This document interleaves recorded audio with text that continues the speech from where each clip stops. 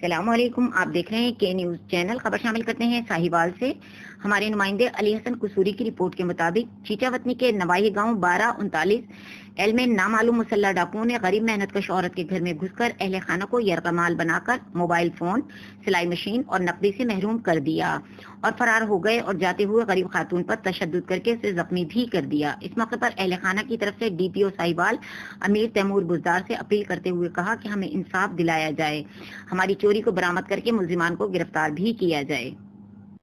بھائی ستی پئی سی پتہ نہیں کون سی ہے کون نہیں ہے کہ پھاڑ کے ایک جنے نے میری لتاں باندھ دیا، دوسرے نے میرے ہاتھ پیر باندھ دیتے، باندھ کے منہ باندھ کے اندروں انہوں نے تلاشی کر کے ہر چیز کوٹ کوٹ کے ہر چیز لے کے چوک کے پتہ نہیں چلیا کون سی تے کون نہیں۔ کی سیگا لگایا کی ہے؟ مشین پئی سی، ایک باہر پئی سی، ایک موبائل لے کے گئے، ایک بیٹری لے کے 2000 روپیے چوک کے لے کے گئے۔ اچھا تے تینوں ہور ماریا انہوں نے؟ بڑا ماریا انہوں نے، میرے پتہ نہیں کی چیز ماری انہوں نے۔